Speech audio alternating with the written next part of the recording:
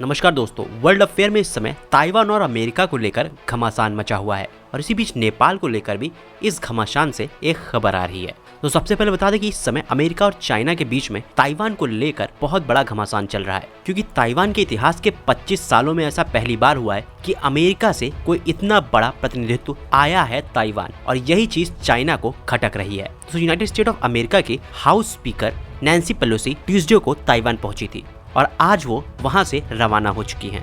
और उनका ताइवान में आने का मकसद था अमेरिका और ताइवान के बीच में रिलेशन को कायम करना। लेकिन अमेरिका इतनी दूर ताइवान के लिए क्यों खड़ा हो रहा है, ये एक बहुत बड़ा सवाल है।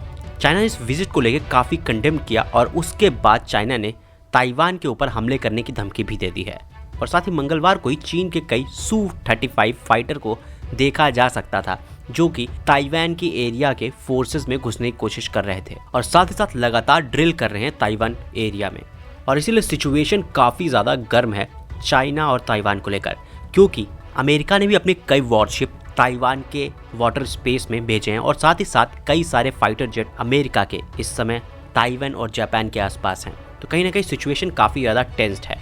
और इसी बीच 3 अगस्त को आज ही चाइना ने नेपाल से मदद मांगी और कहा कि नेपाल को अपोज करना चाहिए ताइवान इंडिपेंडेंस का और चाइना के पक्ष में बयान देना चाहिए, क्योंकि वहां पर अमेरिका की पेलोसी आई हैं। और ये कहा है चाइनीज एम्बेसडर जो कि नेपाल में है, हाउ युआन की, और उन्होंने इस स्टेटमेंट को जारी किया है और मांगा है सपोर्ट नेपाल से और कहा है कि नेपाल की गवर्नमेंट और नेपाल के लोग वन चाइना प्रिंसिपल का पालन करेंगे और चाइना को सपोर्ट करेंगे। लेकिन ये मामला सिर्फ इतना नहीं है।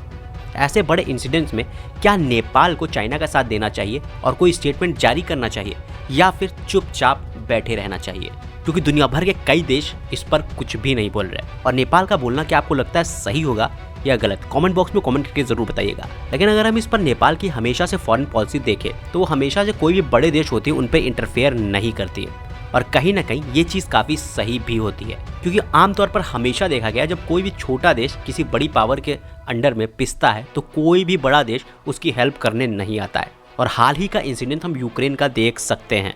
और आज के समय पर जितना चाइना का सपोर्ट जरूरी है उससे ज़्यादा कहीं ना कहीं वेस्टर्न कंट्रीज़ का भी सपोर्ट नेपाल को अपनी इकोनॉमी को बेटर करने के लिए अभी तो चाहिए ही चाहिए। तो कहीं ना कहीं नेपाल को चाइना के फेवर में कोई भी स्टेटमेंट मुझे तो नहीं लगता कि जारी करना चाहिए, क्योंकि ये नेपाल के लिए ही एक बैकफायर होगा। आपको इस पर क्या लगता है, कमेंट बॉक्स में कमेंट करके अपनी राय जरूर बताइएगा।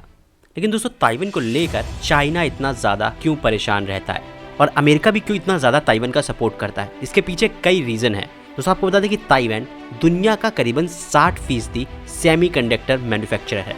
दोस्तों, सेमीकंडक्टर वही चिप्स हैं जो कि हर एक इलेक्ट्रॉनिक प्रोडक्ट में लगती हैं, आपकी छोटी सी मोबाइल से लेकर आपकी बड़ी बड़ी कंप्यूटर डिवाइसेस तक। और हाल ही में हमने 2020 में सेमीकंडक्टर की शॉर्टेज भी देखी थी, जिससे हर चीज़ के प्राइस पर एक बड़ा उछाल आया था।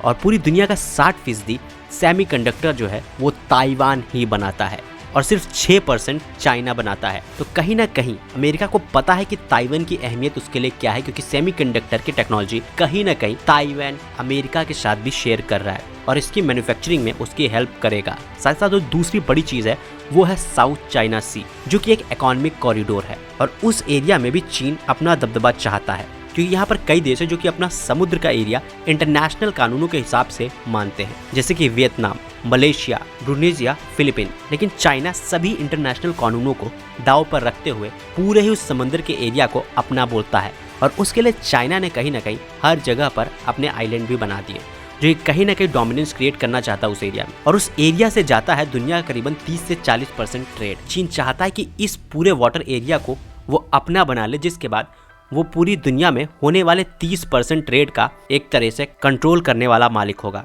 और इसीलिए चीन चाहता है कि ताइवान पर शिकंजा कसा जाए, क्योंकि इससे कहीं ना कहीं उसका दबदबा उस रीजन में बढ़ेगा जो कि छोटे देश हैं, और साथ साथ इस पूरे वाटर एरिया को चीन पूरा कंट्रोल कर पाएगा। और ये कतई अमेरिका चाहता नहीं है, क्योंकि अमेरिका उस इंटरनेशनल फ्री एरिया में हमेशा जाता रहता है और वो इंटरनेशनल फ्री एरिया में किसी के भी शिप्स आराम से जा सकते हैं। लेकिन चाइना चाहता है कि उसको वो ब्लॉक कर दे और एक तरह से 30 से 40% इंटरनेशनल ट्रेड पर कब्जा करेगा चीन।